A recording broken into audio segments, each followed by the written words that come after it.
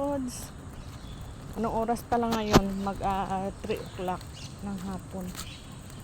Mag-ano kami ng alaga ko. Gala daw muna kaming dalawa. Ang init-init mga Lods. Pero gusto niya kasing lumabas. Kaya samahan ko. Mahirap na. Malaki na ito pero kailangan ko pa din samahan. Pwede naman siya lumabas mag-isa, kaso ako gusto ko samahan ko siya para alam kong safe siya. Dito kami sa park. Mainit pero may mga puno ng kahoy naman, may mga lilim-lilim naman siya. Kaya okay lang. Samahan nyo kami mga Lods. Manghuhuli lang naman yan siya ng Pokemon. Yan, manghuhuli ng Pokemon yan.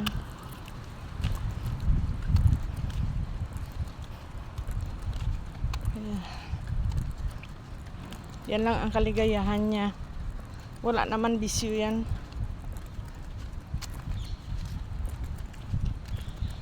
Hindi katulad sa atin ang mga bata sa Pinas sa ganyang edad kung saan na napupunta. Dito, baby pa din sa mga ganyang edad nila. Kaya mas maganda at saka safe talaga dito. Maraming mga bata dito Marami ding mga auntie. Diyan lang nakaupo-upo. Hindi natin ipapakita kasi bawal. Tingnan nyo yung mga puno ng kahoy. Ang ganda, green na green.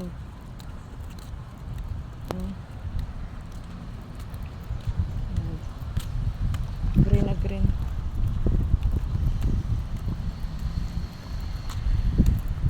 Naglalakad lang kami. Exercise ko na din.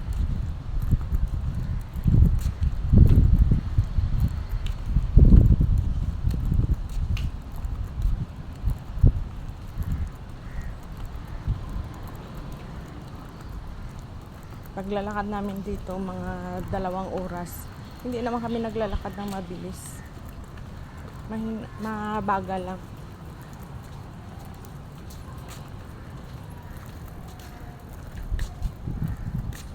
Tingnan niyo, sobrang mainit.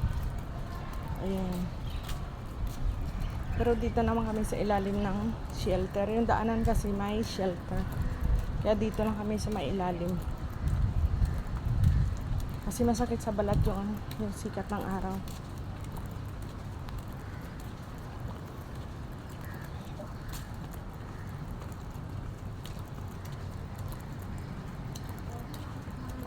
Ganito ang trabaho na nakakapagod din pag naglalakad. Pero masaya naman. Yung iba kasi halos nasa loob lang ng bahay. Ako naman laging nasa labas. Sumasama-sama sa mga bata. At saka malapit ang mga mall dito mga Lods. 5 minutes lang. 5 to 10 minutes. Makakarating ka na ng mall. Yung dinadaanan namin is sa ilalim ito ng building.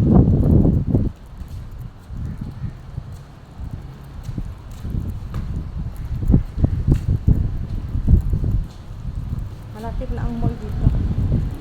Pupunta din kami sa mall para malamig doon. Doon kami maglakad-lakad. Ayan, mall na yan mga Lods. Diba? Halos 5 minutes lang. Kasi hindi ko kinat itong video. Ganyan lang.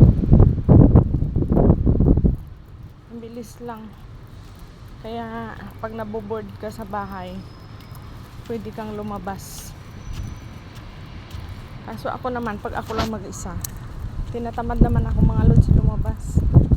Pero pag ito nagyaya, ayun, lalabas kami. Wala kasi siyang pasok. Tsaka katatapos lang ng extra class niya ngayon. Pag galing niya sa school, pagtapos ng school, nag-lunch lang siya. Tapos may extra class na. Kaya hindi ko makita masyado.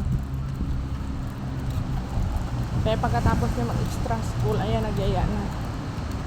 Maglakad-lakad na daw kaming dalawa. Iniwanan ko lang ng pagkain si Sir. Init. Kumakain doon pag uwi ko. Saka na ako maghugas ng mga natirang hugasan sa ano namin, sa lababo. Bye-bye mga lords. Tatawid kasi kami ng kalsada. God bless.